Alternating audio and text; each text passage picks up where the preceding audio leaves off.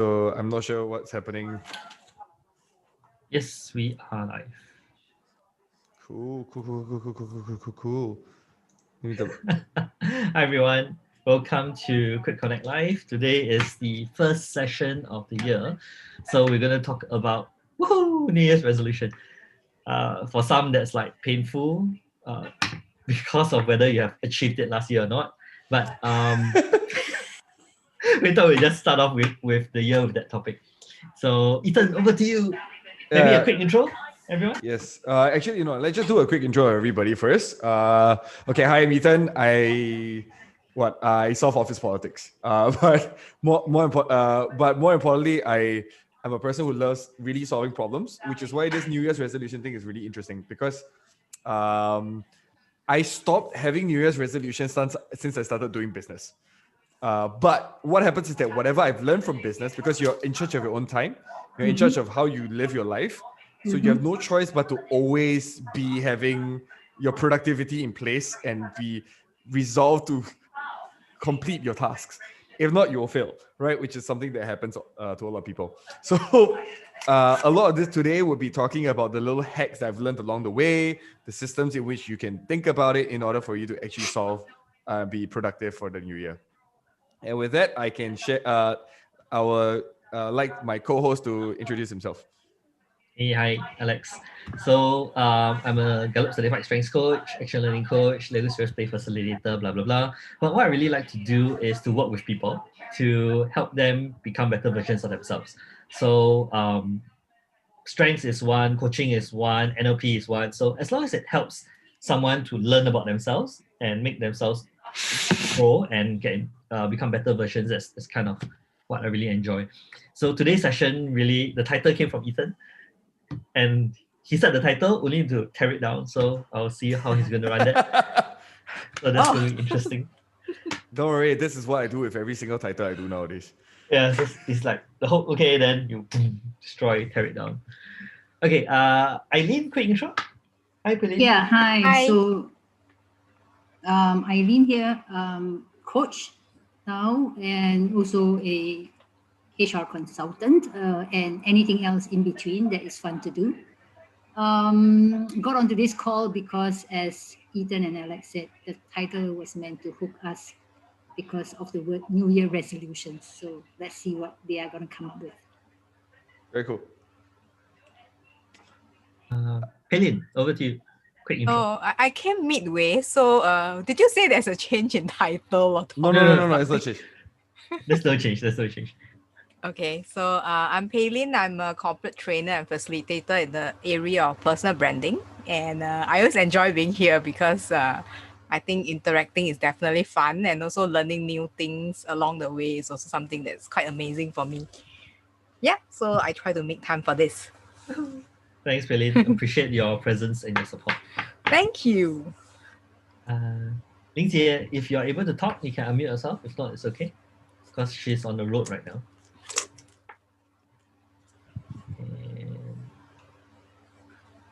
Probably not. Okay, so let's start. Let's start the conversation, right? Let's start, Mr. Xiao. Yeah, okay. So very simple things. How many of you have actually come up with your New Year's resolution when you hit the new year? Broadly. No, you did? Okay. Broadly. Not resolution. Paylin? Paylin, do you do any? Used to in the past, now no longer so. Interesting. Yeah, broadly, let's talk about that for Alex, since he's the only one who actually did New Year's resolution. Okay, I'm not going to share my screen. But so what I did was I used Miro again. And I kind of documented for myself what are some of my thoughts, learnings. You should share that Miro. I'll share with Broad. Then everybody can read what I wrote. Nope. So I mean, I'll just describe it lah. So broadly, I kind of like reviewed what 2020 was for me and what were some of my 2021 focus that I kind of want to work on. So I kind of break them into different categories, right? So for personal, what are some things that I want to do for myself? I have 3 godsons, so how do I want to relate to them? What are some thoughts that I had from 2020? Yeah, so I just wrote there, things are always impossible until someone does it. And necessity is the mother of change or invention. So just sums up for me 2020, right? Of what has happened with COVID, how people always say things cannot be done, cannot be done. You can't work from home. We can't change our business processes, and COVID hit, boom, suddenly everything's done and everybody can do it. So things are always impossible until someone does it. Look about appreciating my relationships also. In 2020, I think a lot of times we don't take the time to pause and be grateful. So I wanted to also spend some time when the year ended to think about the things that I could really appreciate, right? So if I think back, like during COVID times, when my parents were absolutely paranoid about going out, and even when my mom wanted to go out to NTUC to buy stuff, right? My dad set a restriction, a time restriction. You can only be out for like 1 hour, and then you must be home. Wow. So it was really, I think I was having cabin fever and stuff, and I had friends who came over, say, "Hey Alex, I have important document for you." It's like, what important document? "I meet you at the side gate." Okay, so I went down the side gate, and he passed me a bag of chocolates. I was like, so they're really nice things to appreciate, right? And then last year we also had Quick Connect live sessions, and my friends showed up unannounced with durians. I think that was last year, right? Yeah, and that's like, Ethan, take over. I'm gonna invite durians. So I think it's important to pause and really give thanks for, amidst the challenges and changes, there are things to be grateful about. So that's kind of what I stopped to do. Family, a lot of things changing on my family side. Things are getting better with my brother. We're talking, we're meeting up more often and things like that. So just general things. Okay, I kind of rambled on. Very cool. No, it's good. It's good. It's like you actually did a reflection on top of your resolution. If you think about it, right, what you effectively just described was a reflection on top of a resolution. You're not doing just resolution, right? Like that's actually a key part that we need to recognize. In order for us to have very clear and good goals, reflection is a major part of it. I think it's important not to become disconnected. So a lot of times people start a new year and it's like chop, right? And then there's this new time frame that is by itself. So the reflection and thinking and linking, what have I done last year? What worked? What didn't work? Do I still want some of these things? For example, do some of these things still make sense? And what do I need to let go of? So that's the other thing I thought was important, right? That this year, it's not just about focusing what I want to achieve, but also identifying what I want to let go. Oh, the boundaries part? And boundaries part, expectations of people part, my own development, I guess in some ways my own mindset and worldview of certain things as well. So are there things that I need to let go of? Could be expectations, could be mindsets, could be things I'm striving for, right? So I don't think a lot of these things are absolutely clear. Right now, because some of these things take time to become clearer.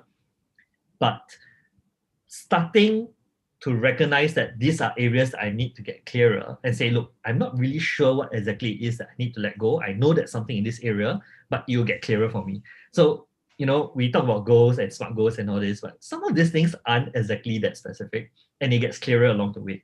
And I think it's important to give ourselves the space to allow some of these things to emerge.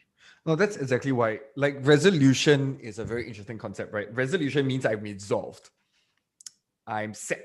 And the concept of that, I think Eileen just talked about it really well. Actually, having her share a little bit about people talking about resolution versus goals. I think that's a very, very good way of starting this conversation as well.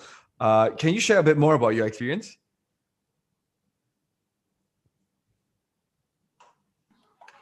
So yeah, I just heard about it a couple of weeks when people were in a kind of like at a phase of making resolutions, right? So I heard it over a program, I think, can't remember where, but they actually said that they don't believe in making resolutions because they hardly achieve it.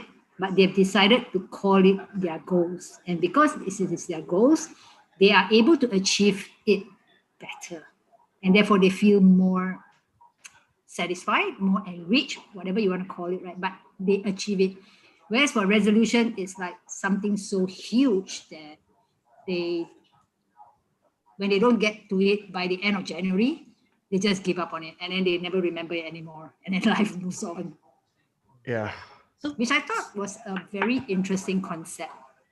Because I would subscribe to that, basically. I would Yes. subscribe to that. Okay. So the difference I'm hearing between a resolution and a goal is magnitude. Am I hearing that right? I suppose it's maybe more than just magnitude. Magnitude for sure. But I think for me, it is that element of a clearer why. You know what I'm saying? Like if I want to achieve a goal, why do I want that goal, right? And it is clearer and it is kind of like closer and I can achieve it. Whereas it's a resolution, I resolve to do something.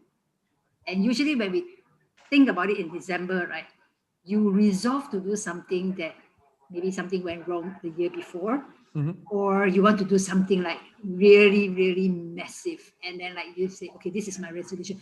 I want to be a better person. Like what is a better person? Like I want to be more helpful, like whatever, like, you know, and it becomes like so huge that you don't think about how you're going to execute it. You just think, okay, that's my resolution. And somehow you feel that things will fall into place and you will get there. So maybe that's how my experience is. And like Paylin said, right? I mean, I've stopped thinking about resolution. I mean, I used to write down. And that's the only thing I write down in a new diary, right? The resolution. And then I use only the few pages of the year, and then I never use the diary anymore. Because I got nothing to write in terms of the achievement of that. So, or the progress of that. Yeah. That's a very interesting take on this. I think it's a very useful way of looking at things. Paylin, any thoughts about this yourself? Because you also stopped having New Year's resolutions. I stopped, but I think maybe I didn't sort of give up completely, because today, in fact, this morning I listened in on a podcast on goal setting for the new year. And what Lynn shared about basically linking goals to the why is really quite close to what the person has shared about linking your goals to your motivation. So a lot of times we might be tempted to look at what other people are doing, you know, then maybe we try to align our goals. So that could be a pitfall that some of us might have. But really it's about looking deep within ourselves and really linking our goals to our motivation. That makes it more motivating for us to try to achieve that goal. So it's personal to ourselves. In fact, I think one of the speakers was also sharing that sometimes it could be grieving our loss in the last year. So if you need to do that, that could be even one of your very personal goals that you want to look at. Very cool. Great. Thank you for sharing all that. So that's exactly what New Year's resolution actually is. Like, so if you talk about origins, if you look at why people even want to have New Year's resolution, one of the major interesting things about this is that, okay, let me just, because as we're talking about this, right, I just want to know where the tradition came from, because it's very interesting, because why would people care about the New Year? And then so a lot of religious things, the Babylonians as well as the Romans, who actually started creating that because they say only 8% of people actually succeed in achieving their goals. 8%, right? So it's hilarious. It's real. It's something that I think we all experience once we set. How many of you has set goals in your life and has failed miserably achieving them? I definitely have. But I okay, so this is what I think, right? I think that goals at the beginning of the year helps us to set a direction to move towards. And even though we might not have met it, we have gotten closer to it, right? As opposed to if we never set it, then we might have not moved as much as we had compared to if we didn't set it. So while one way of looking at it is simply that, damn, I didn't hit my goals. The other way to look at it is to look back and see, damn, I've gone really far. And that's why we need to talk about why you even set goals. Okay, so let me ask, so this is why goal setting is really important, right? Like goal setting as a concept is so key. Then my first question to all of you is, do you have a framework for setting your goals? Like No? SMART goals or? Yeah. But of course, we can pull out the mural, which I'm going to pull out now because we're still in the middle of doing that. Okay. So I found it very interesting because there's this thing called SMART goals. A lot of people talk about SMART goals. Anybody who knows what the SMART things are? Like Eileen, since you nodded, do you mind sharing what is SMART? The definition, like Yeah. specific, measurable, attainable, realistic, and time-bound. Yes. Okay. How many of you use SMART goals and feel like it's helpful for you? I didn't. Yeah, exactly. I, to some degree, do. Okay, to some Yeah, degree.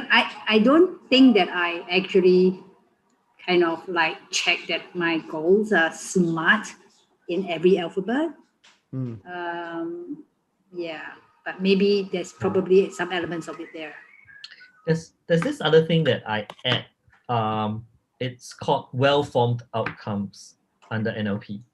So well-formed outcomes have certain criteria. I can't remember all of them offhand, that allows us to ensure that whatever goals or outcomes that we want, it's give us the highest chance of achieving it. So for example, one of the requirements of a well-formed outcome is that it must be stated in the positive. So wanting to lose weight or wanting not having something is not a goal. So losing something or avoiding something or like not wanting something is not a goal. It has to be the positive. Not being alone is not a goal. Yes, not being alone is not a goal. It must be, so what do you want? Well-formed outcomes needs to be sensory based, meaning it's verifiable in sensory terms. Ooh. It needs to be actionable by you.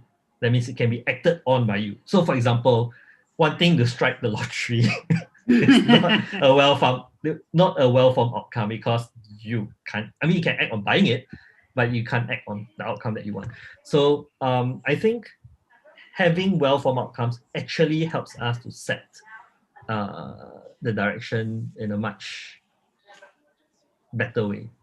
I like what you guys are saying, and I'm just gonna one up a little bit more because I created this model all the way back called lazy goals, because smart and lazy.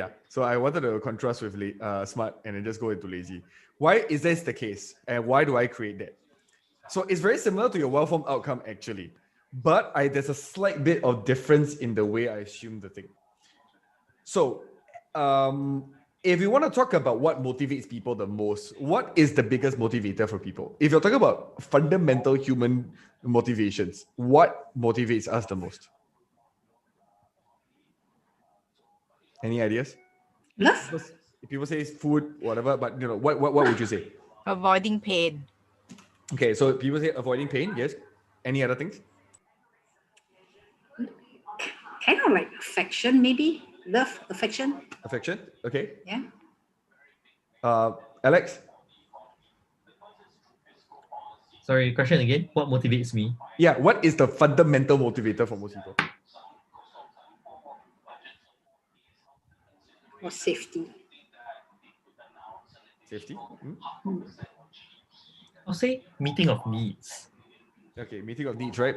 So what's really interesting is that what drives people forward, interestingly, actually, when we go back to the word identity, only because we're humans and social creatures, your identity actually sets your survival.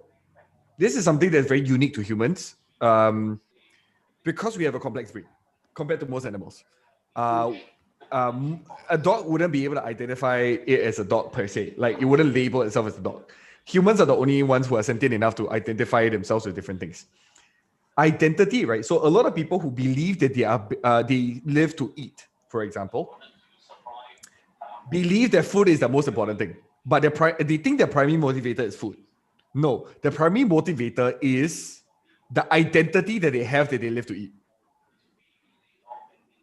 This actually drives a lot of people's behavior. So yes, safety, but if you look at it, right, nowadays, a lot of us are physically very safe. We have very good hygiene. We have all these kind of things. COVID scared the hell out of a lot of people. And it creates very clear, somebody's doing this work from outcome. Yes, great. Thank you for this. I just did a Google search and added it in. Yeah, cool. So one of the major things is a lot of anthropological studies, right? Okay, so when do you learn the most? Okay, what made you become coaches? Let me ask you this question. What made you become coaches? I think it's what we value. Like for me, right? Is I guess you could tie it to identity, but it's what I value and also what impact I want to make on the world. Great. Perfect answer. Eileen, yourself, what made you become a coach? I think it's something that I do naturally, that I can see adding value to people that I coach. And therefore, I mean, that was done in corporate days. And I thought like, maybe I could do this on a more regular basis with a wider audience. Very cool. And then Pele, what made you into corporate training? I think it's very similar. Basically, I enjoy what I do. And if I think about it, it's really because it utilizes most of my strengths. And also about the impact that I bring to the people around me. Very cool. Okay, so let me ask you this question, right? If I was to ask you guys to switch it all up and then turn into musicians tomorrow, would you feel good about doing it? You're impacting people's lives. You're performing and making people happy. I won't feel good because I'm bad. I'm really lousy at that. Very I'm cool. not Ethan. Eileen, yourself? No. I'll drive all the audience away. Okay, so this is a very important part. Being good at something helps us identify with it as well. So your New Year's resolution, very often, right? Many people choose New Year's resolution that's opposite of their tendencies. This is why they fail. That's because they're not taking a strengths-based approach. No. So I okay, so this is linked. Okay, so my conspiracy theory is this is linked to exactly what I was mentioning earlier on. At the end of the year, right, you kind of look back at the year and say, there's something I didn't do, or I find that I'm not good at, and therefore I resolve to become that. I want to become something that I wasn't this year. Right? I hear you. And therefore, it's not playing to our strengths, but you just want to be. Maybe somebody told you that you are not good at this, and therefore you think like, it makes sense, and you resolve to be better.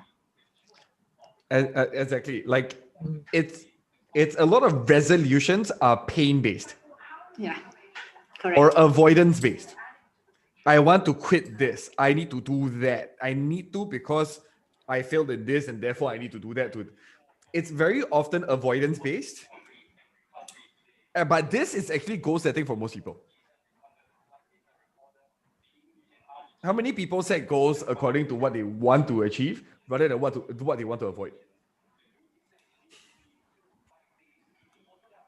I want to be healthier so that I avoid heart attack. Is the person likely to actually live a healthier life versus I want to be a healthy person because I want to be healthy?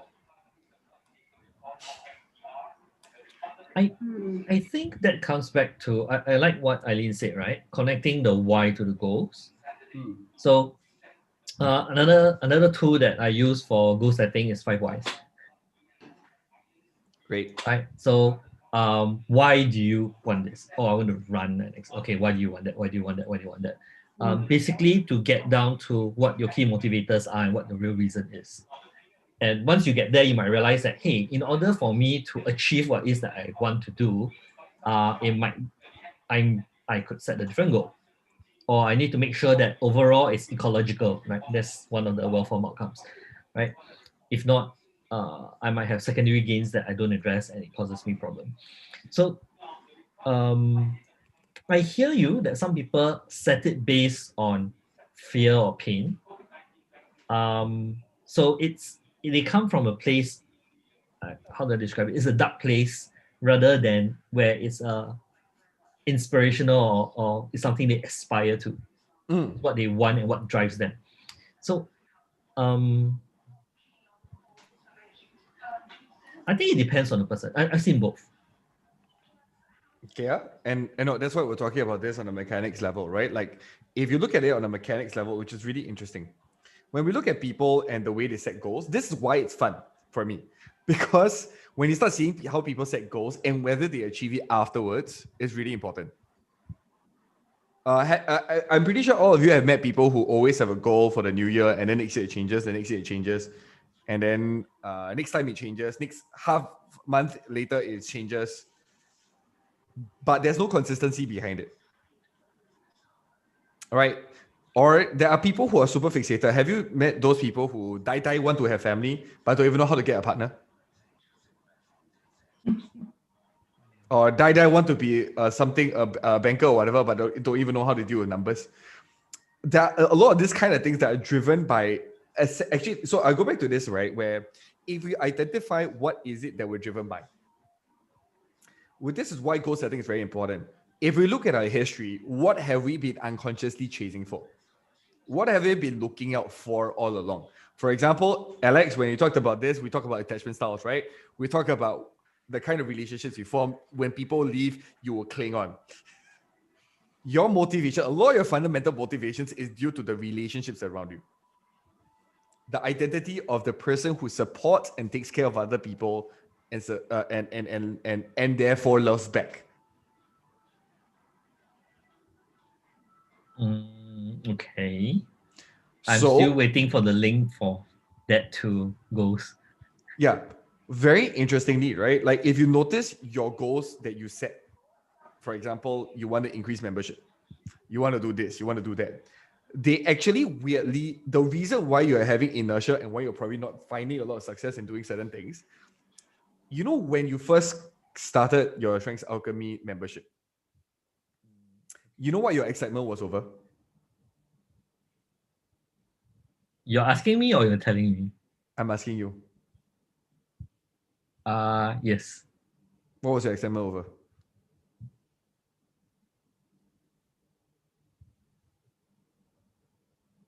Should I say? Okay, so I guess I can quite open, right? So one of it was excitement over the new tool, right? Getting people to learn about their reports and get excited over who they are. And one of the things that I truly believe is that profiling tool helps us to understand our design, right? So how were we created? What are some of our aspects? What are our innermost motivations and things like that?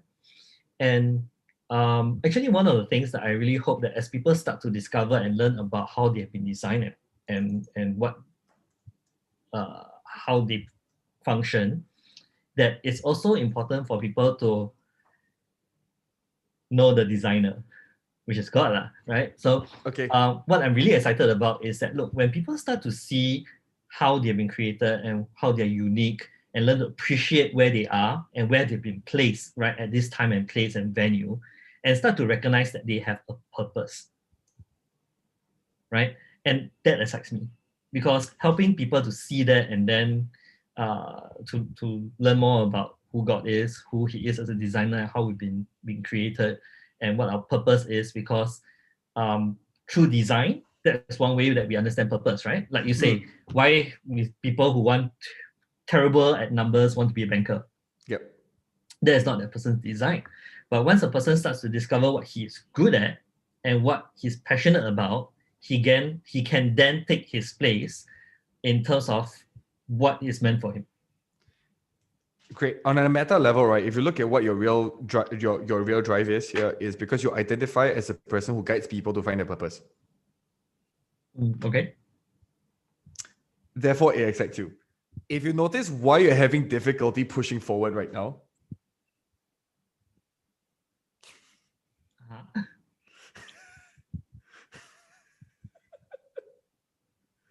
Are you achieving it? Are you feeling like you're achieving it regularly? Are you seeing it happening day by day?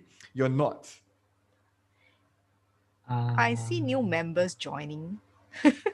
Sorry, we might be Yeah. seeing different Yeah, parts of we're the seeing different parts. situation. Yeah, Thank you for your positivity, Eileen. Yes. I think that we do have people who join. I think that there are different people who come and go, but I also think that along the way, um, I I believe that we need to create a space whereby people can really be themselves and recognize that it's okay to be who they are. And I think sometimes we do a profiling tool like StrengthsFinder or even Imagenetics or Enneagram or whatever it is and says that you are a certain way. And most of the time when we read a report like that, we go like, oh, suddenly you feel so validated and so affirmed that a piece of paper describes you. And then you go out to the real world and you can't be who you are, or you're not appreciated or accepted or helped along to be more of who you are. And it's a very different feeling when you actually have a community that allows you to learn that people are different and to expect people to be different and unique, and that it's okay. So I think that's part of why I keep calling it a community, right? The StrengthsFinder Singapore Network is a community in terms of creating that space for people. Now, can I then find the people who resonate with that mission, that vision of what this community is for, about having people to come learn about their strengths, creating the space for them to not only be safe to be who they are, but also make it safe for other people to be who they are. Now, when we create microcosm of something like that, right? People can then take it and bring it back to their families, to their workplace, to wherever, right? Their communities, right? And then from there replicate it. And I think that is exciting because then we start to really make change and impact, right? So I'm really sharing a little bit of why I started the meetup group in the first place. But that is where we want to get to, right? And obviously it's not a place that I can get to by myself, right? That's why I need people, Eileen, Yingjie, Peilin, who share that same thing, right? That we come and we want to help people to be who they are, appreciate who they are, and do the same for other people. Because it's not enough to just do it for ourselves. It has to propagate. If it doesn't propagate, it dies. And that's what the meetup group is about. So I'm just gonna hold you there. What is keeping you motivated? Okay, you just went through a whole bunch of explanation of technical or logical analysis of what's the feeling that's related back to you wanting to do this? Making a difference. The feeling of significance. I guess so. Okay, the feeling of significance, right? If you look at it, right, it has to be, okay, for you, in order for you to feel significant, it has to function in a certain manner. You have to positively impact the person's life such that they find purpose, not just random help a person pick up the something that they found on the floor. That doesn't give you that amount of things. You started this community, you are driving this community, and your motivation is very much in that area. When you're doing the process of setting up the workshops and the seminars and the talent showcases, the biggest problem here, I'm starting to recognize why is you seem to be going into a grind, was because this is not what you enjoy the most. Your enjoyment is from interacting with the people, learning the different lessons, having those experiences in the face. This is why I care a lot about this goal setting process. Because goal setting, people just look at endpoint. Your journey to the endpoint is just as important as your endpoint. Mm-hmm. The way to describe, for example, if I want to set up a New Year's resolution for even Quick Connect or even Strengths Alchemy, right? The elite members, right? I wouldn't set numbers of people. Okay. What would I set it if I were to include the process in? Elaborate. So, what kind of community do you want to build? inclusive, purpose-driven, purpose-finding, right? Supportive, all these kind of different elements. If that is your focus, and then you say, I want to have at least 300 people who can do this within my community, who do that as an active process, it drives you very differently from I want to increase the membership.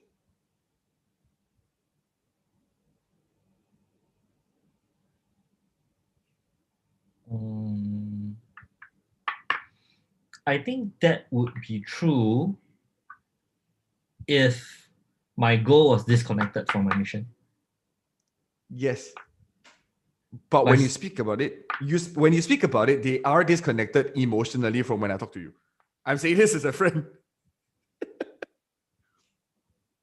Okay, I will go back and think about it. Yeah, because I hear the grind. But yeah. So, I mean, it does grind because sometimes I see certain goals as necessary evil, right? So in order for the community to grow, whereby I do have people, I need to get people, right? It's like many coaches who love to coach, but they don't really like the business side of coaching, right, Eileen? Right, we just kind of like, give me people that I can coach and share and hopefully make a living out of it, but you can't do that without the other aspects of it. Isn't that like being a teacher who wants to have best students, who good students, and then don't want to go out there and find new students and go to the bad students to go to get the good students? Same thing, right? Okay. So here comes the part. Recognizing what you're motivated by is about what you're creating every day, is not about what you're trying to reach as an endpoint. So when I talk about this, right, I go to the word lazy, right? Why I talk about lazy is because when people talk about well-formed outcomes as well as smart goals, they're imagining only the endpoint. They're not imagining how they're going to get there. What are the things that you need to recognize to get there? What actually motivates you to get there? What the story you tell yourself, yes, but does the story inform your journey? Does the story drive your everyday action? Does that story of you wanting to help people find their purpose drive your copywriting, your Facebook ads, your every little part of what you do? Yes. Not from the way you talk about it. I'm just saying this. It's not at the top of mind. But that's a different thing, right? And which I think is important part of making New Year resolutions or New Year goals is that a lot of times, and I'm recognizing this for myself, right? We try to boil the ocean. There are too many things that we want to do at one time when we set it.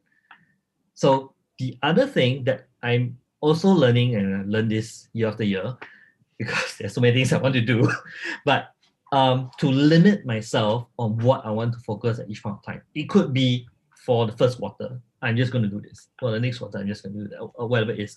But when we try to spread ourselves too thin by having too many goals, right now it's if we have one goal, that's great. But more often than not, we could have 15, 20 different goals that we want to achieve for the whole year. Right? I want this for my family, I want this for my career, I want this for my savings, I want this for my whatever. And then we start to spread ourselves too thin. So I don't think that what you just mentioned is about not knowing what I want. I think what you mentioned is about me spreading myself too thin. Okay, it's a mixture of both. There's a reason why you spread yourself too thin, and I'm trying to get there as well. A lot of times in the journeys that we take, we don't recognize the realism aspects of things because we didn't label all the parts. When we talk about this, I want to talk about this as like, okay, so let's be very open here, right? Like when I'm 50 or when I'm 60, I want to be a homeowner. I want to be this kind of person. When I talk about the word labeling everything, these are the number of things I need to achieve at 50 plus that I want to achieve as a person for me to like identify as my goals. So a New Year's resolution is only a part of that. Like this is my new year to reach that bigger goal. That's why I go back to labeling everything an identity. What kind of person am I going to be? My focus is the person I'm going to be, not the thing I'm going to do or the goals I'm going to set. Why is that so useful? Identity as a first driver of anything very often is that the person I imagine myself to be is actually a much bigger motivating factor than the other parts. The other thing here, which is really interesting as you're talking about this, is I hear a lot of logical explanation. I don't hear your feelings about the situation. Like your feelings that you are, okay, I am too scattered. Like I've been too scattered throughout the years. You just gave me a very logical answer versus, so for example, me, a lot of my business in 2019, I was too all over the place. Why? Because I felt like a savior all the way through. I enjoyed the process of being a savior to everybody around me. My focus was the idea, and my identity was driven by the idea of being a savior. So I was looking for the quick hits of joy of fixing people's problems. So my goals were useless to me. My identity was that of the savior. So I was driven by that feeling. Over the last year, as we had started doing more things, built more pipelines, built more things, I started looking at a very different identity that I was coming towards. A person that slowly takes his time, who actually starts focusing on certain things that matter to him, that knows what is realistic. That's what I started becoming and started aiming to become. So this is the contrast between what I just talked about versus what you talked about.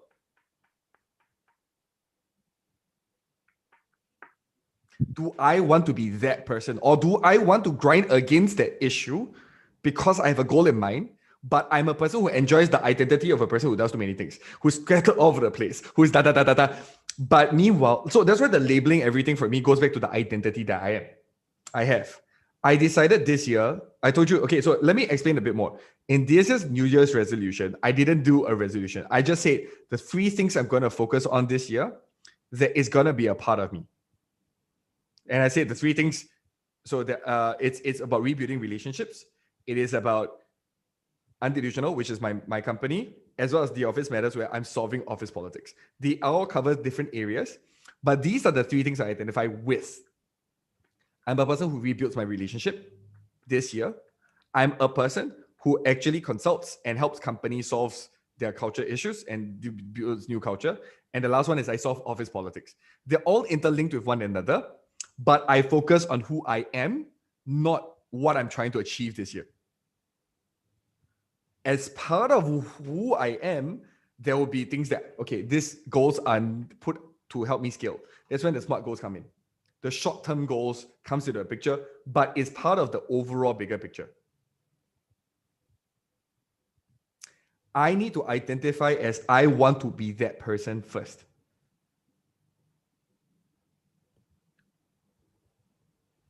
I'm going to add something to the board. Feel free to.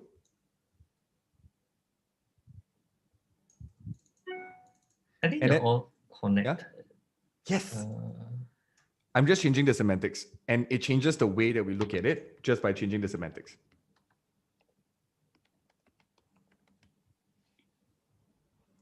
The next part here is, I call it accept the difference. Am I that person today? Am I still scattered? Am I still not focusing on what matters? Like when I was looking at a podcast that I'm supposed to do from, I'm building for my friend. Yeah, do we talk? Yes. So I think a lot of things that you mentioned just now, they're all these different levels, right? And we look for alignment between all of this. So while I do look at certain things like my identity, right? So what do I see myself as? That cascades all the way down to what do I want to do, or what want to create, what kind of environment do I want, and all these are aligned. So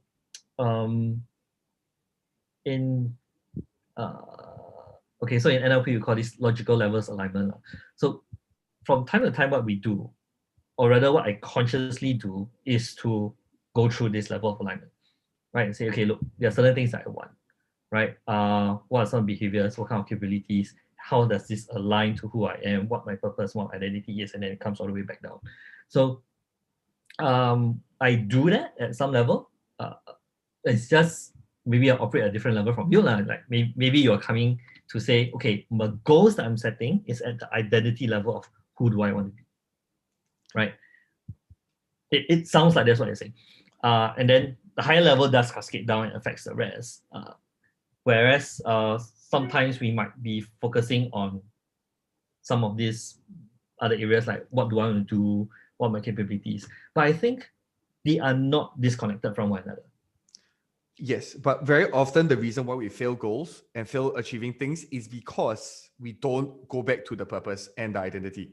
We don't recognize that we are still. So this is the most common reason for failure, the misalignment. But the misalignment also goes back to even the 5 whys and all these kind of different things. I love methods and frameworks. My question here is, do you identify as the person who actually wants to achieve those things, or is that person already?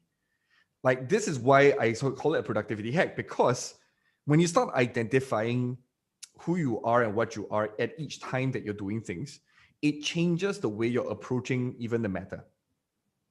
It changes how you view. So if so for example, a food addict trying to eat keto or trying to change his food diet, who always still views themselves as a food addict, has a lot of difficulty removing food out of their lives, versus a person who said, I am a person who eats healthy, and focus on that, and focus on that as the identity that they're trying to build and reform themselves as. Then they talk about the diet they have. So when we talk about goal setting, when you don't do that, you're actually causing a lot of rift in your actions and the way you feel. We do have. Yeah, sorry. Every time all this is coming, I was like, okay, this is this. Okay, so the thing about this is that how does this actionably happen in your head? My biggest struggle with all these frameworks, and this is related back to New Year's, is the amount of frameworks you have in your head, Alex, is immense. How many of them are integrated into your everyday decision making?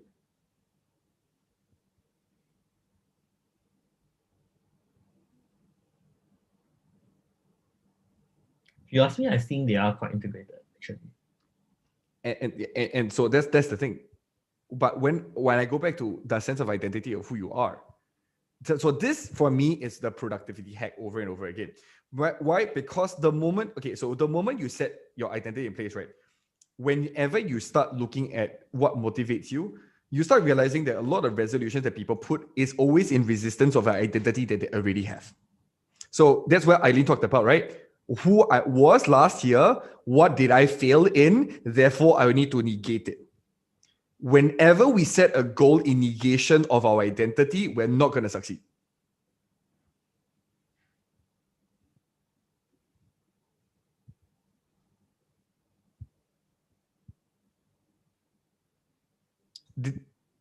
Yeah?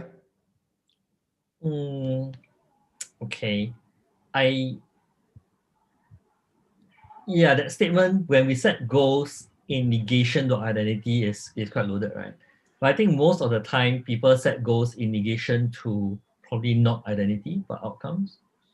So when I talk about this, is that the identity is what created the outcomes in the first place. So a person who keeps on falling in love badly has really bad relationships because they have an identity of a meek person who supports other people and gets taken advantage of. They're going to repeat themselves over and over again, and they vow never to repeat it again. But it's always in response to the outcome of their identity. I want to be this person. I don't want to go back into the same kind of things. My resolution is to be this. But what happens is they don't recognize what created the problem in the first place. That's why reflection is very important, right? Label everything, which is why I go back to labeling everything. Once you label everything that you are and how far you are away from it, right? So these two words, label everything and accept the difference. Who do I want to be? What's this person going to be like? Do I have healthy relationships? What is defined as a healthy relationship to me? What is it that, how much money do I want to have? What kind of person am I? So when I talk about this, is what would make me happiest, what would actually be the right balance for me. Labeling all these things and then knowing how far you are away from it is also saying that I'm recognizing I'm stepping towards the goal of being that person. I'm not, and that's how, if you look at resolution works, I'm resolved once I know I'm building towards the person I want to be. Not I'm resolved when I know what goals I want and I'm just choking after the goals. Ethan, Yes. I'm just going to challenge that a little bit. I understand your concept around the identity and trying to have your resolution around achieving your identity, right? Cool. Now, what happens if that identity that you're trying to achieve is not so much, like you said, right? It's not so much avoiding something, but it's because when you reflect on last year, right? People tell you that you didn't achieve it. You know what I mean? So it's people's perception of your identity rather than your own perception or your own want of that identity. You know what I mean? So there Yes. could be that element of struggle or I love that statement. So yeah, I don't know how you term that, but there's just that maybe that tension, for lack of better word. I love tension, that. yeah. I love that because who are the people who can affect you in those areas? I mean, people around you, right? Yeah. So people around you, like usually they are friends or loved ones who you can identify with. Yeah. And this is also why it's also part of the identity issues. This is why it's also really important. Who are, so if a random stranger said this to me, I don't think a lot of us will be affected and create a new New Year's resolution because of it.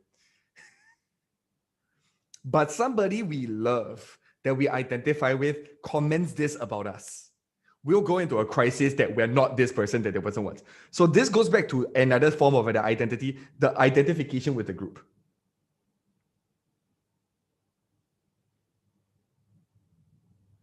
Okay, this is multi-layer. Okay, but where I'm starting from is who do I want to be first? When I set goals. Then in response to what people say I am, because, why have you ever been in a scenario where one group of people tell you to be like this, another group of people tell you to be the opposite thing? When you're in a scenario, how do you choose?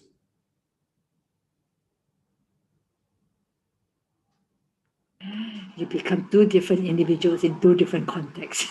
Yeah, and what does that do to you? You go crazy. Yes, exactly it, right? Like, so this is also why it's very important we start from here. Who do I want to be first? If the group cannot accept me, who do I want to be? Can I find a group that accepts me? This is where I go back to Alex and his wish to create the group that people accepts people as they are. Why is that so important? Then people can be themselves and find their own identities and therefore their own purpose. So when I go back to this, right, I go back to goal setting all the way through, right? Like the truth is when you look at productivity hacks, you don't need a single productivity hack as long as you have the resolve. As long as you have the resolve, meaning that I have the identity in place, then you can start talking about these five. I talk a lot about this elements that support people after they have sense of identity. I actually didn't expect us to talk so long about identity, which is really fun. But one of the major parts about this is that a lot of us don't recognize that we have a sense of identification with certain things at the end of the day. For example, if you identify with a religion or a belief system, your goals, as long as they're related to it, you will be driven by those. But if it's outside of that category of people, or one of my favorite stories was a friend of mine who told me, I made $1 million and I couldn't face my friends. I couldn't feel proud of myself. Therefore, I gave up all the money and went back to simple again. That's a very strong showcase of identity being at play in terms of motivation.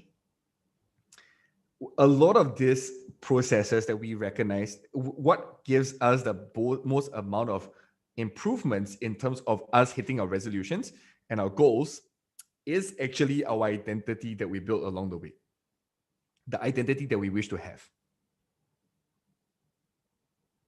And this ironically rubs against a lot of cognitive behavioral thought patterns, but has been a very, very large part of, if you look at Gustav Le Bon's book, The Crowd, why do people fall prey to groupthink? If you look at why people actually attack Capitol Hill and actually manage to enter Capitol Hill, the US issues, why is it that 74 million people voted for Trump? Why is it that people might vote against Trump? A lot of times, it's all down to identity. And we look at this and we go back to, no matter what goals we set for our lives, unless it's in line with our identity, we'll never have the resolve to make it happen. And so when we talk about New Year's resolution, we can talk about it on a nudge level, a revamp level, meaning you have to break away and let go of certain things, which is what Alex was talking about, or you have to actually just live with what you are. So there are certain things that we can do, right? Once you actually identify what you have identified yourself with, what kind of resistance you have. For example, one of my biggest struggles has always been doing sales and marketing. I have a lack of identity in the area. I've been trying to build that identity for the last 6 years. It has failed year after year in terms of resolution. I'll be frank. No matter how much I work on becoming a better speaker, a better marketer, or in whatever ways, I can't identify with those people. 100%. Like that's definitely something that I have difficulty with. So that's when I start recognizing, okay, this year is a year I changed the way I look at it because I have a failure in turning to the identity of a marketeer. I have marketer friends and I love them to bits, but I can never be like them. And that's a major part of recognizing why my New Year's resolution fails. Why is it? What am I giving a realistic New Year's resolution if I cannot identify with these things?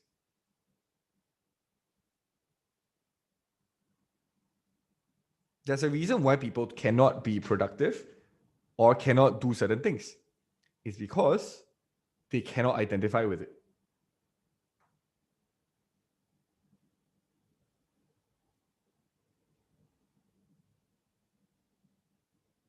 So let's try this. What's the one thing you failed last year to achieve?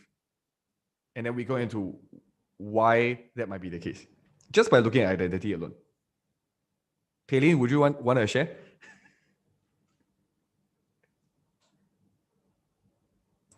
I need to think about it because last year I didn't really set goals. Given that you don't set goals, right? So that you have nothing much to measure against.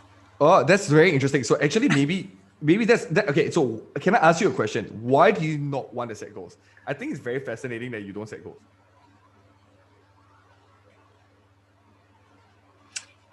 It's something that I don't naturally think about.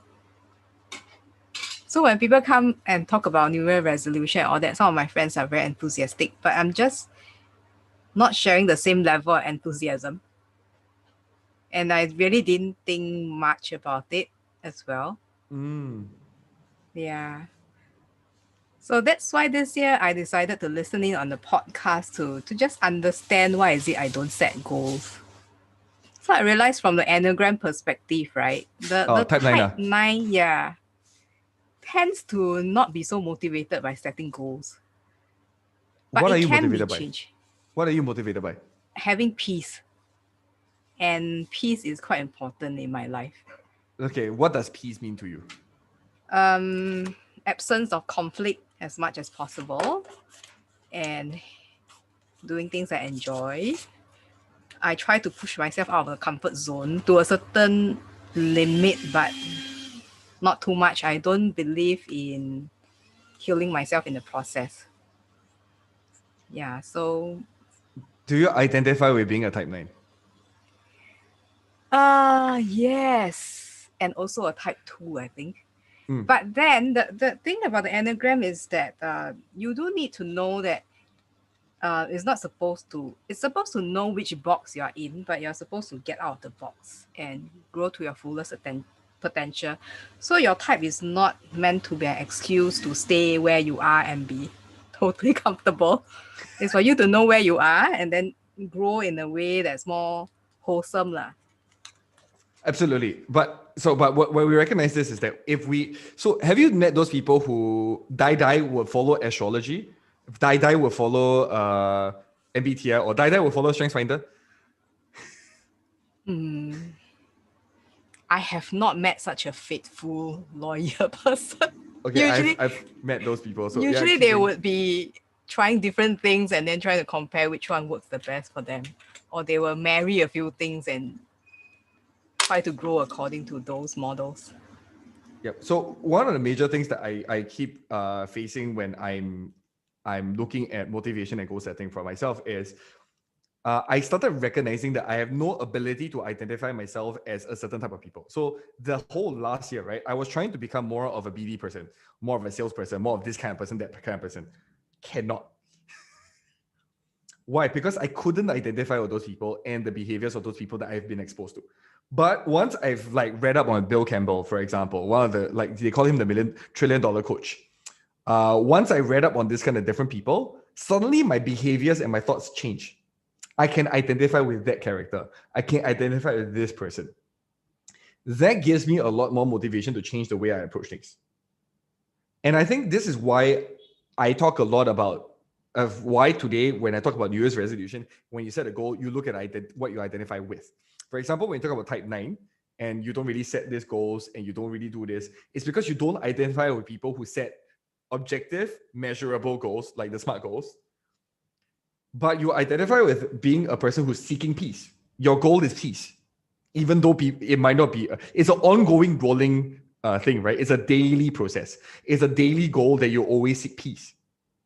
It's just not what other people are looking for.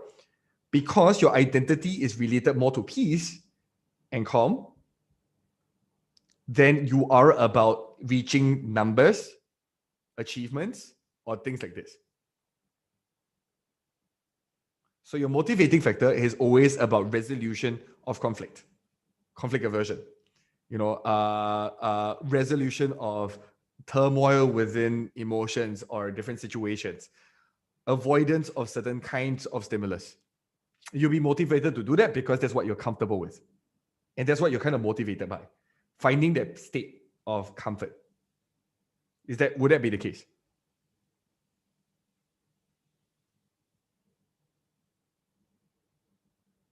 I think especially more so for last year, because last year personally it was very difficult for me.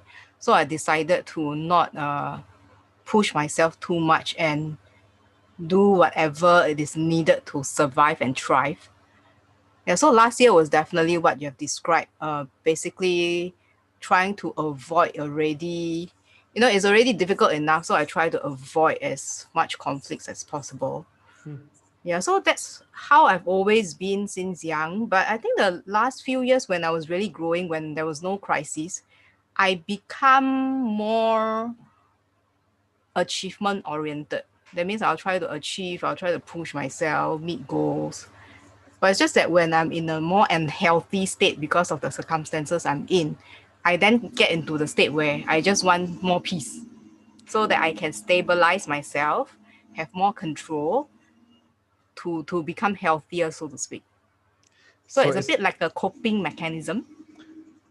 I would say I disagree. That I don't think it's a coping mechanism per se. I think it's more like your equilibrium was more easily tipped off, so you just needed to stabilize a lot more.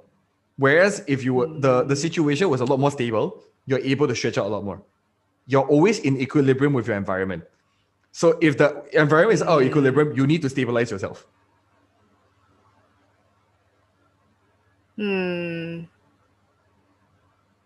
It depends on how you define not being stabilized. Okay, there's a lot of the ways that we can define it. But yeah, but that's why you're also not motivated. You don't identify as an achiever. You don't identify as a person who constantly goals for goals and all these kinds of different things. Yeah, I think I'm at a phase where I need clarity on my purpose. When I have more clarity, then I know what to achieve towards. But then I also identify what Alex has said. Sometimes it's not clear at the moment. Just go and do it, and then it becomes clearer. Sometimes it's concurrent. You can't wait for things to be 100% clear before you start doing things, right? You just have to do things, experiment, see what works for you. Then you work towards achieving your goal. Yep. However, I would just like to state, your priority has been your health, your mental health, and your state of what you take care of. Definitely for last year, it is that. Whereas a person who's opportunistic and business oriented would be last year is the year that I really go and achieve because it's where everybody else is these stabilized, I shall achieve this. Oh yes, I have definitely have type 3 achiever friends say that all the time.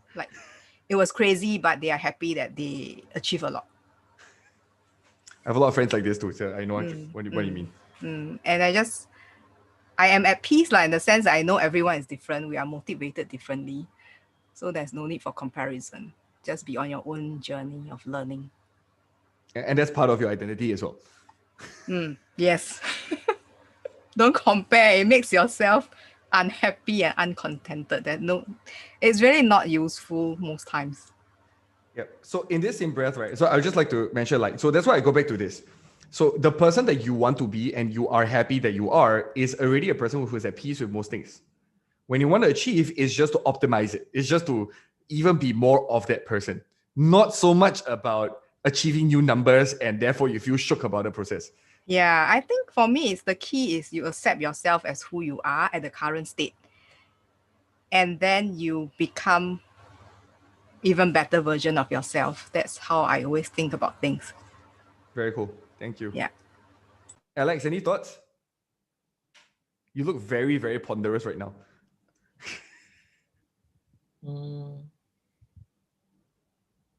Yeah, several things went through my head. One is, if I were to look at what we have discussed so far, how would I put them together? That's why there's a mirror board.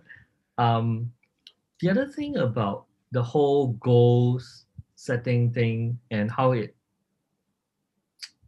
So if we come back to be to have, right? Then I think a large part of who we want to be. Okay, so this is me integrating all my models together, right? So when Pei Ling was talking about, I want to avoid conflict, then my next thing is, okay, that's not well formed, right? So what do you want? What does it look like for you? So that's part of the well formed thing coming, which I didn't hear. And one of the things that, just broadly speaking, the process that I'll go through with Pei Ling, and for myself as well, is to ask, okay, so what exactly do I want? What does it look like? Are there secondary gains I need to achieve? Is that actionable by myself and things like that, right? Smart and everything. Then, of course, there's so why do I want this, right? And assess what my motivations are. Then finally, if I want this, what do I need to do? And who do I need to be to do it? So the being part comes back to identity, right? It's okay, so what kind of person does this naturally? What does this person have to believe about himself or other people, right? And those were my thought processes sometimes when I think about how do I set my goals, right? Sometimes the being part also means what are some, like how I started, right? What are some mindsets I need to let go of? What are some things about myself I need to be aware of?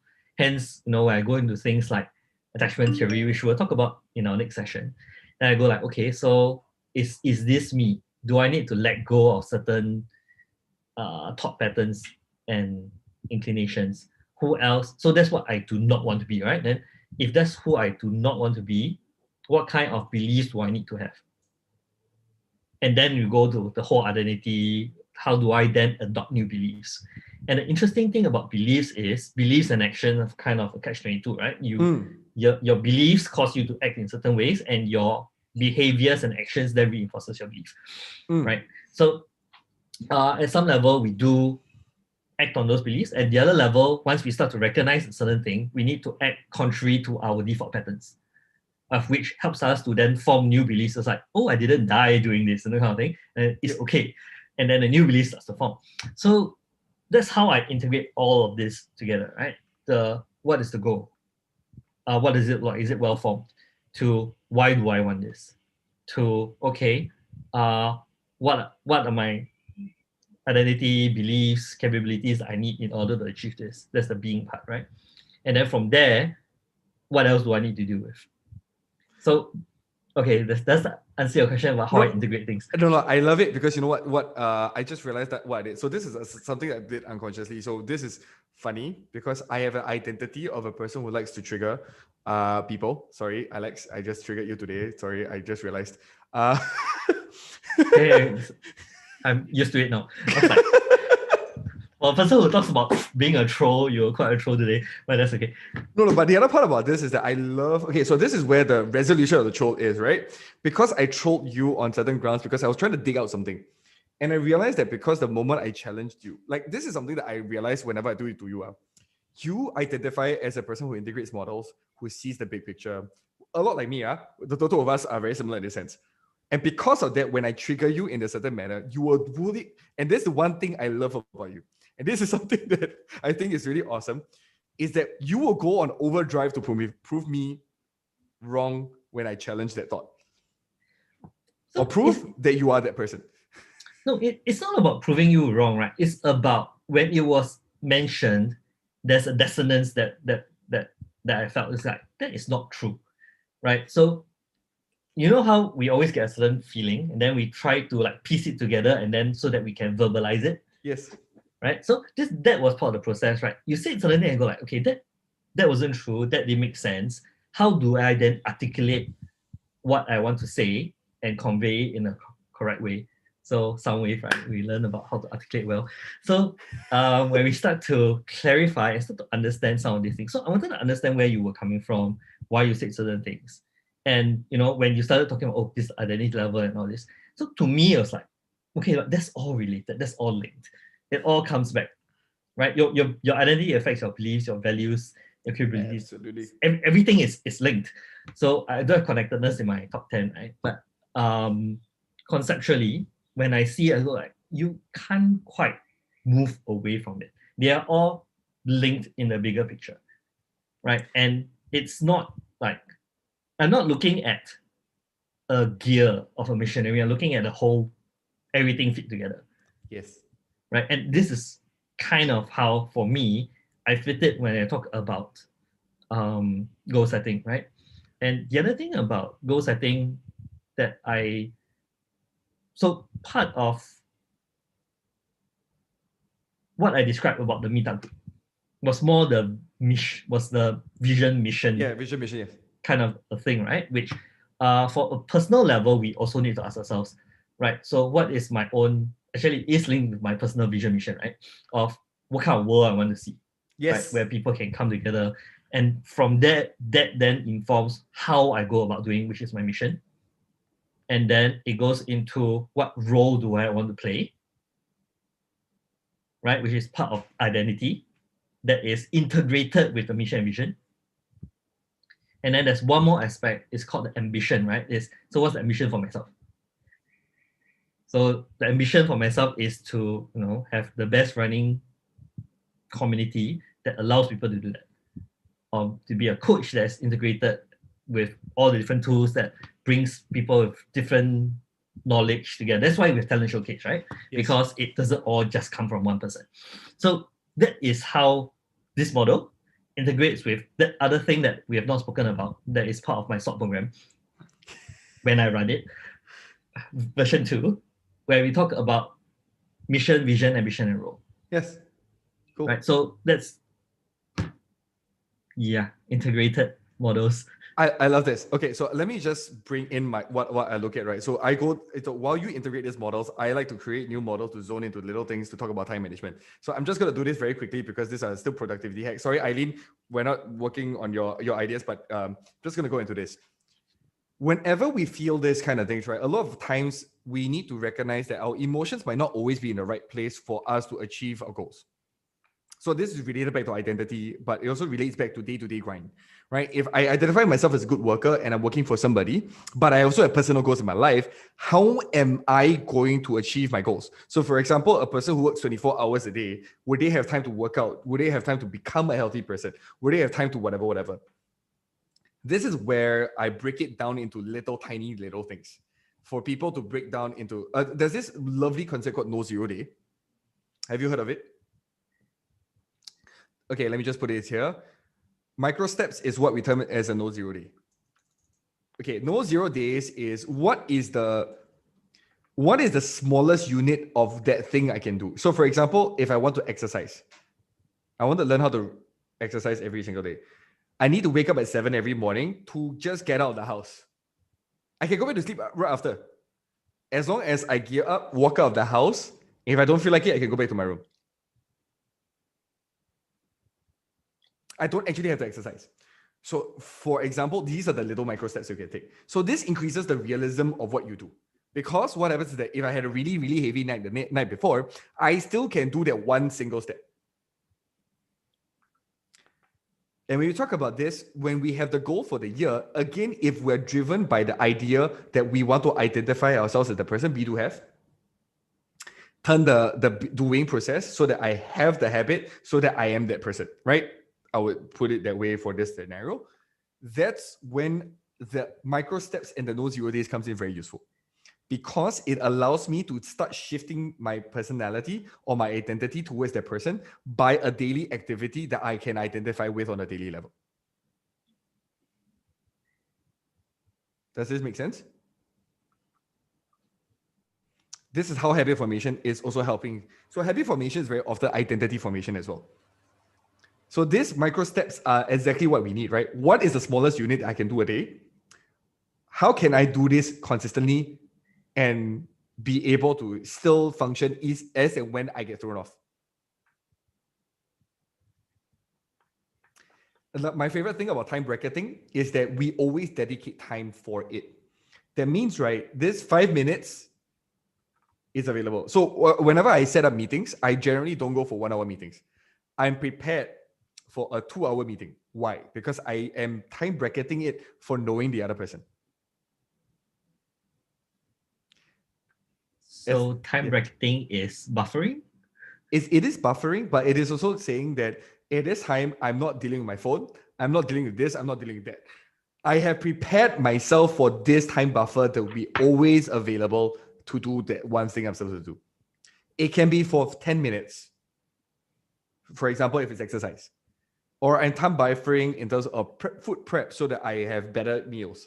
Or I time buffer for all these kind of different things. Such that even if I was lazy and I was terrible, I have enough time to buffer. For example, even when I try to come into work early, I have difficulty. But what I do is I set a time buffer of 3 hours. You must have a lot of time to buffer. No. Because what happens is that I sacrifice sleep time and certain other times. So other certain types of leisure times or certain things. Because I have other things to do, right? Because I have critical meetings, I have critical things to do. Those critical things will be my priority. I don't do 9 to 5. So that's a good thing about running your own business. The problem is then you need to know how to do your time buffers to the maximum extent.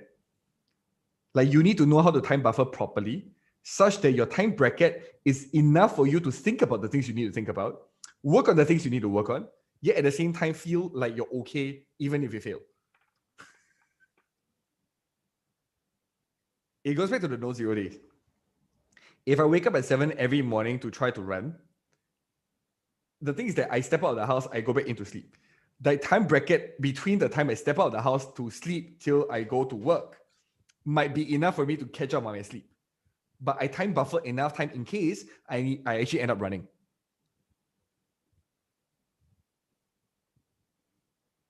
For the different opportunities and all the different things that might happen. Why is this so important? When we're in flow state and we're actually achieving what we want to do and we start gaining the identity of the person that we want to be, we start training the habit. The time buffer is really important. Time bracket is really important for us to really sit into that feeling of being that person, of being the identity of that person, of growing that skill, of growing that habit.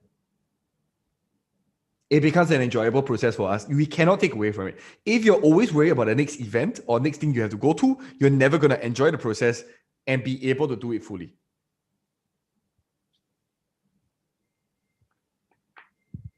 Have you tried to sneak in some work before a meeting? You start realizing that you're panicking, you're anxious, you're always trying to look at the time, and you're trying to do this, and you have this always. You know that you don't have enough time for that.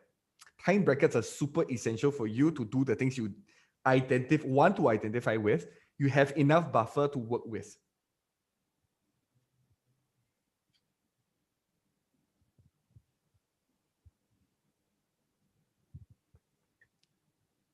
And then, does this make sense, or is this something that is quite throwing off? The way I understand it is it's focus, uninterrupted time that is scheduled in your calendar. But you're not expected to be 100% focused the whole time. I mean, it's allocated for that task. Yeah, as opportunity for you to do that. So I go back to this, right? You don't have to play. So one of my favorite jazz trumpeters says, you don't have to play an instrument every day. You just need to touch it. Like, he's one of the best trumpeters in the world. He just, like, some days he just touches his instrument and done. He doesn't even have to do anything. Why is that so important? Because that's how you set the habit in place. You have the time bracket set up for you to touch it, and then you might fail. It's not necessarily uninterrupted time or all these kind of different things. It is important that you recognize that you just do it first. Shall touch my guitar now? Yeah. If you want to learn the guitar, you need to touch it every day. Alex, are you going to play us a song? Yes, go now. Yes, turn into a musician now.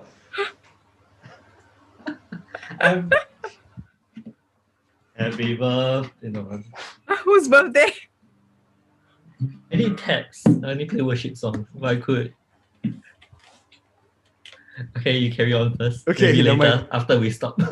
Yeah. So the emotional displacement is another thing where if you've ever felt anxious before doing something, if you feel terrible before doing something, have you ever had the practice of telling the emotion, I will deal with you at this certain time? This is also where time bracketing comes in. I would deal with you 2 hours later where I have time to sit down and manage you as an emotion. Has anybody tried to do this before? Okay, so this has been very helpful for me to focus on work, especially after a really, really bad incident or something really off.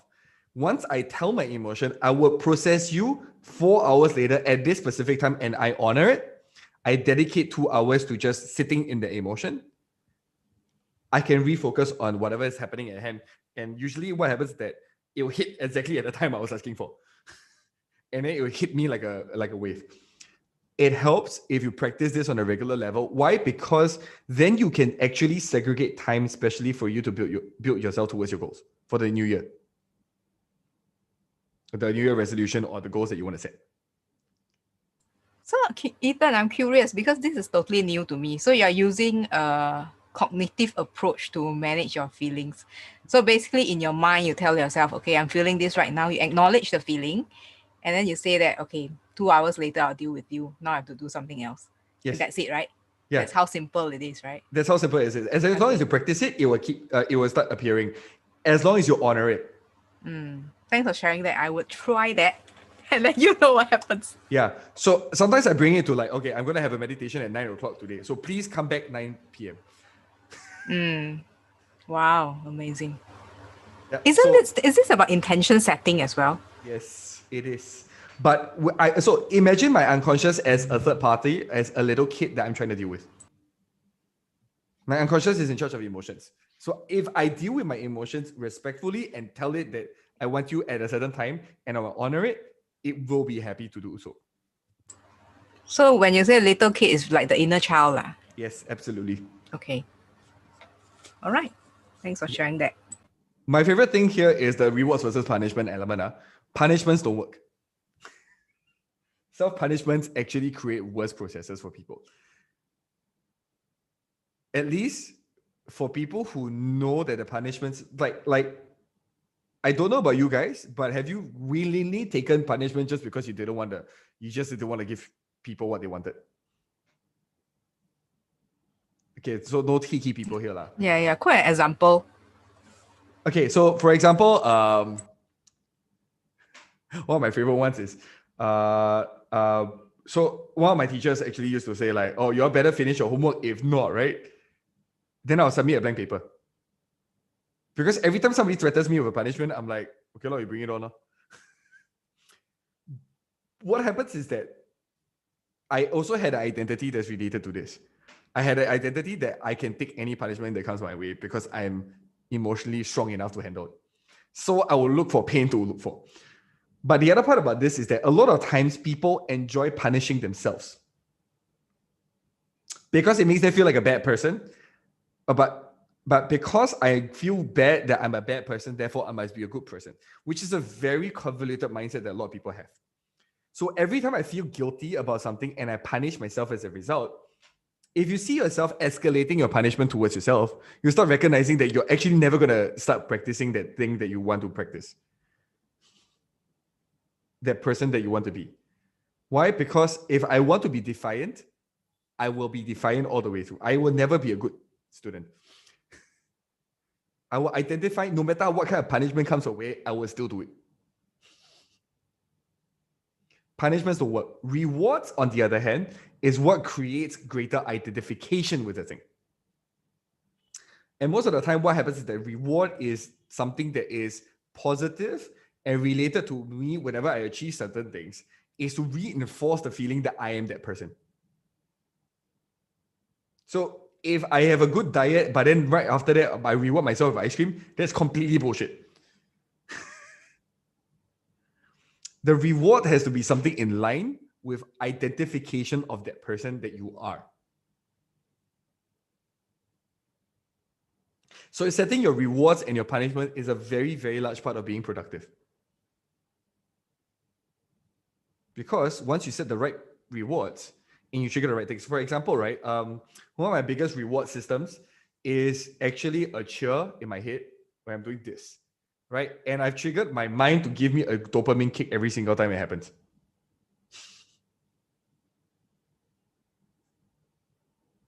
So there are certain techniques that you can do to give yourself these rewards on a regular level whenever you achieve whatever you want to achieve. Of course, if you abuse the system, it's not going to work for you. But once you actually set it up properly and you get a dopamine kick that you identify with this thing, what happens is that you actually continuously want to be this person and keep on growing in that manner.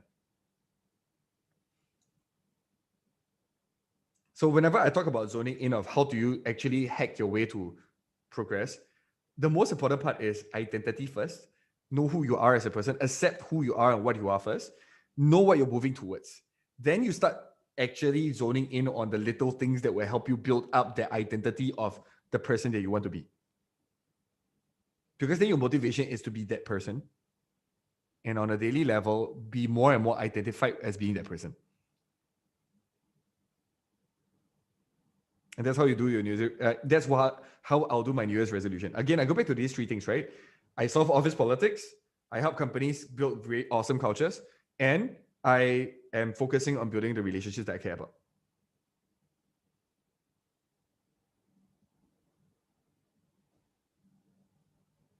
Anything that doesn't fall within these categories, I'm moving out. So I stopped trying to save a number of people this year, since last year actually. So that's where the boundaries came in useful. But the boundaries only came after I found my identities to easily draw the boundaries. I'm curious to know, is it hard for you to let go? Because given that you probably have quite a bit of burden for these people, right? What's your process or inner process that you took to let go? Okay, so first up is I recognized that I was looking for the dopamine kick for every single time I helped somebody solve a problem. First up, recognize that. Okay, and then I started removing that as a trigger in my mind. So I stopped allowing that to be something that rewards me. So there's a specific memory that actually triggered that emotion and excitement that I have. I changed the memory. And so the moment I resolved that, and I created a new identity to replace it as a person who builds things to help people, but I don't directly help them.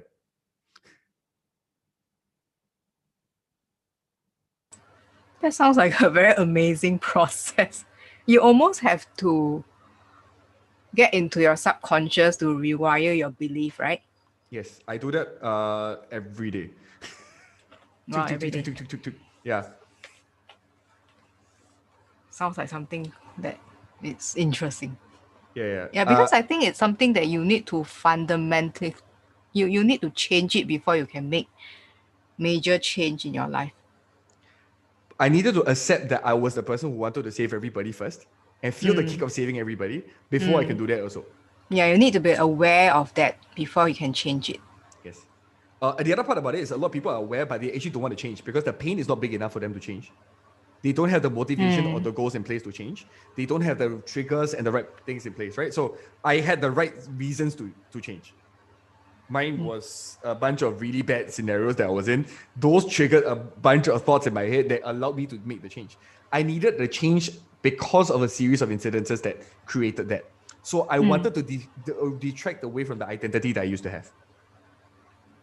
So you felt that identity that you used to have is no longer working for you, right? That's why you wanted to change it. Absolutely. Yeah.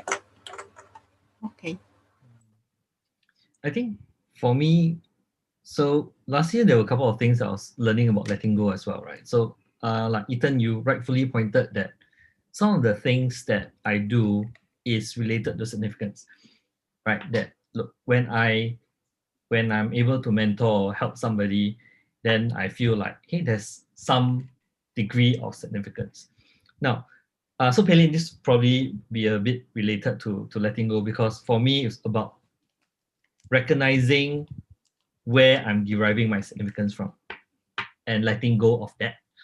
So I don't know whether you consider that identity, but so during my quiet time, right, I was just reading and praying, and part of that came to my mind, right, as I was reflecting about certain things that happened between the people that I care about, people that I've been mentoring and things like that. And I recognized that, hey, why am I so affected by certain things?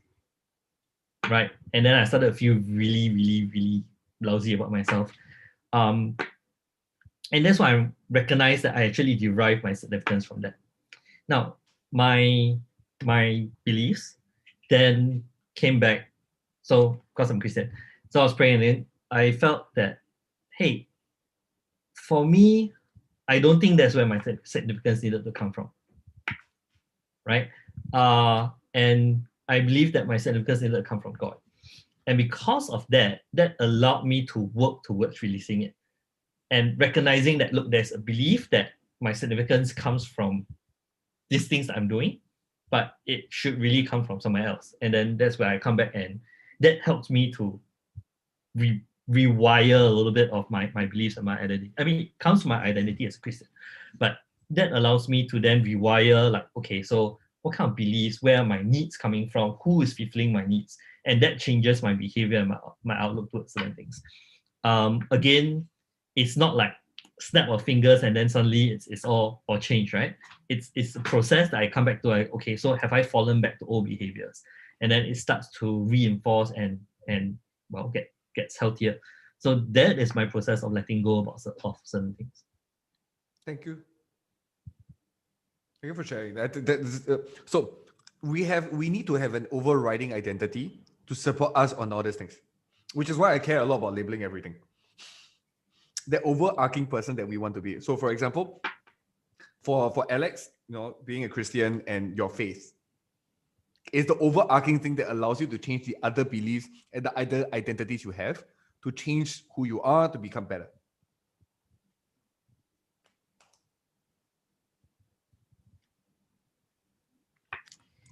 And we are 7 minutes over. Is that surprising? Okay, so I think we went through models, went through a little bit of discussions around how do we set. We talked about letting go, we talked about identity, we talked about a whole host of different things that comes together, talked about integrating models. So one of the, I thought, why don't we go around and share what your takeaway from today's session is, and then we can bring it to a close. So maybe Eileen?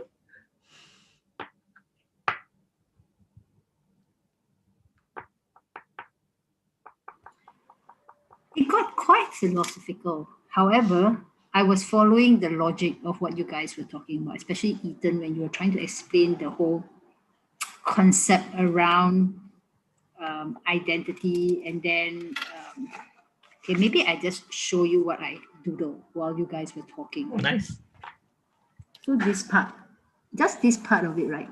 So I got the whole idea about resolution linking to the identity, right? That was the first statement I wrote when Ethan was talking about, you should have an identity. And then he said, the resolution is I want to achieve that identity. And then, it kind of looped back again, round and round. There is that looping back thing. Mm. And then towards the end, he said rewards. So I came back to this page because actually I went on to another page already. Then I came back to this page around rewards. So you said something around rewards, right? Mm-hmm. And how it kind of like aligned to the identity of the person, of who you want or who you are. And so I put it like, yeah, it's somewhere here. It's somewhere in the middle of all this, whatever you want to call it. So I thought like, it was quite an interesting thing that I never Okay, so I never imagined that the whole New Year resolution thing would kind of veer towards this direction of a conversation, right? And what I want to take away really is the time bracket, emotional displacement, because those are things I'm not familiar with. But having said that, like what Palin said, you really need to be very deliberate in doing those things. And like Ethan said, like you practice every day, even if it's like touching it or whatever. Like get up 1 minute and go back to sleep. Yeah. Yeah. So that's my takeaway lah. That you come in a way you come in with no expectation of what you want to talk about, especially when we first started had a conversation like, oh, maybe the title was a con thing to get us all here. So yeah, I mean, yeah, you can say you got con, but it came out with a good outcome because you didn't expect what you want to expect. Because once you expect, your mind might be quite close to other ideas. Yep. Okay, thanks, Eileen. Thanks, Eileen. Phelan? I didn't know that we were being conned because I came in late. So Eileen, thank you for keeping an open mind despite knowing that you are conned. I didn't know. But joke aside, I think I really learned a lot of new things today. So the time bracket, the no 0 days, the emotional displacement. Usually I'll listen to our Quick Connect live again the next day just to refresh what I've learned or try to understand things that I've not understood. Yeah, because I think Ethan moves very fast. So it takes me a while to understand what he's trying to say. And a lot of these concepts are quite new to me. And also, I must say, this is the first time I've heard Alex shared so much about the purpose, the mission, the vision of the group. And I never knew that our values are so aligned. Yeah, so thank you for sharing that. Yeah, that's the end of my sharing and what I took away. Thank you. Thanks, Phelan. I think that's one reason why you're so regularly with us, right? Because there's a resonance between the beliefs and how we behave and what we want to bring across to our community, right? And the world at large. Yeah, thanks so much. Ling Jie, are you still with us? Since we are ending. Yes, I'm listening. Yeah. Any takeaways or what I impacted you? guess the biggest takeaway is what the speakers or what you all mentioned at the start of the session, resolution, goals, and resolution is definitely different from goals, and it even if affect how we see what we want to we want to run towards at the end of the year or throughout the year. Yeah, I guess that's a very big reminder that serves as a reminder, and other things also. Yeah. Thanks. Thanks, Ling Jie.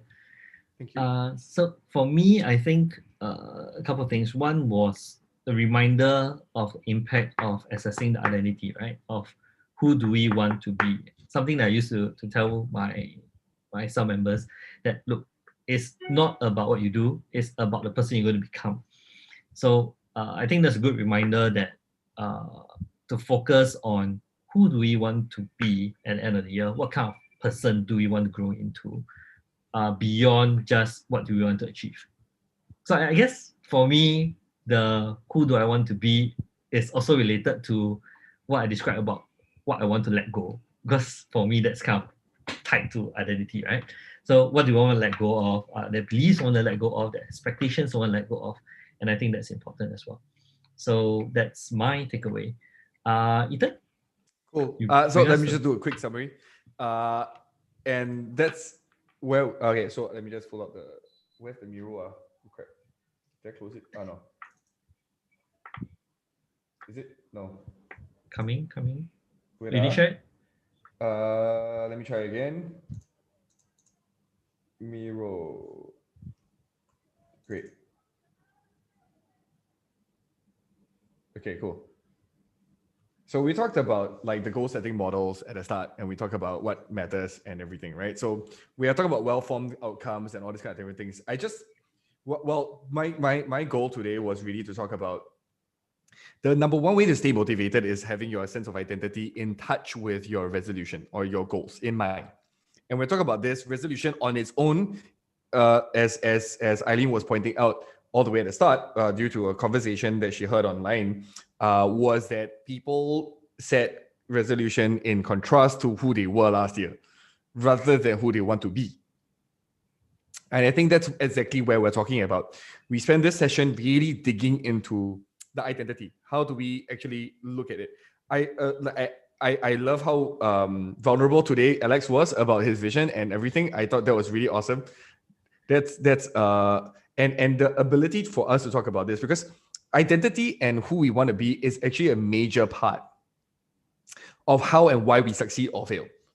And it is a major part of whether we can reach our goals.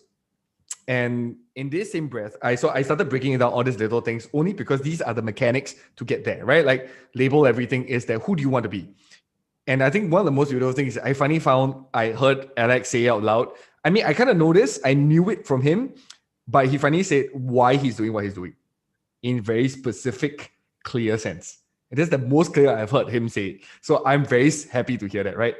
So that then makes me go like, that should be the driving statement for everything that he does, personally.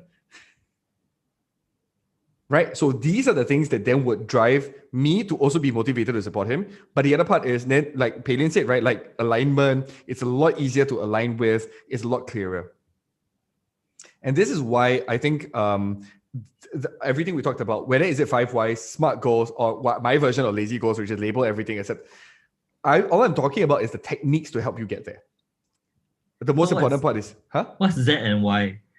Okay, Z and Y is zoning in, and Y is called yardsticks. Let me just put it here so that when you all look back, you all can see. Yardsticks is basically your big no-nos. This is also known as the boundaries. But you only know your boundaries when you know your identity.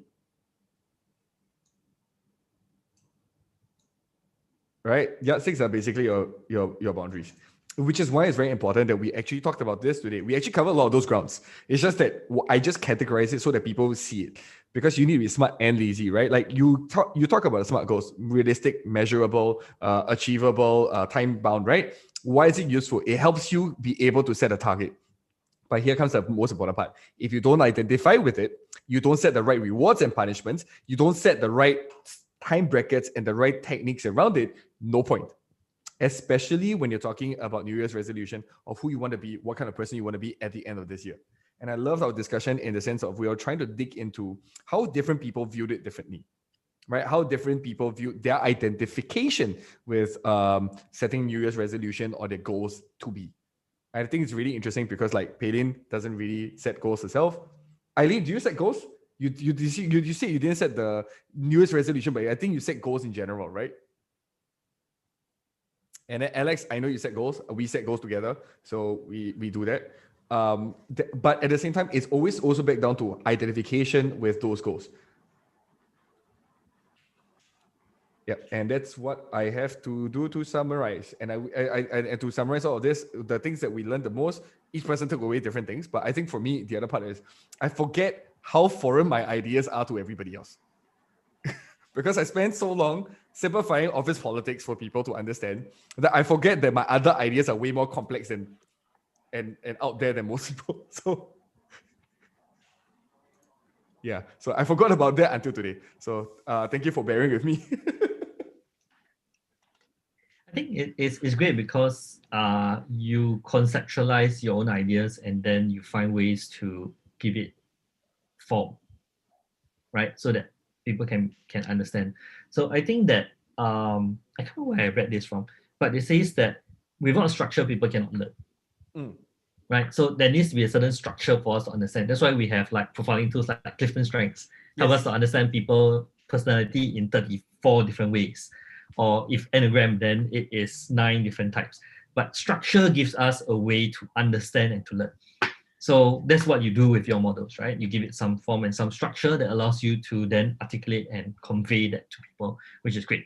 So thanks everyone for today's session. We did overrun. I thought it was interesting discussion, a little bit of crossing of swords, and also a little bit of digging a little bit deeper. So I will see you all next in 2 weeks' time, whereby we will talk a little bit about this topic called attachment styles, right? And how it affects relationships. So it's again something that in my own journey, as I learned about boundaries and emotions and things like that, I came across this thing about attachment theory, and I thought it was really interesting. So I went to study it and realized, hey, it does explain certain things about me. And I thought it'd be interesting to form share. and structure for you to understand a bit more about the way you do things. Yes, definitely. And yeah, so we will talk about that in 2 weeks' time, in the next session. Okay, thanks everyone. Thanks See you. everyone. Bye. Bye-bye. Good night.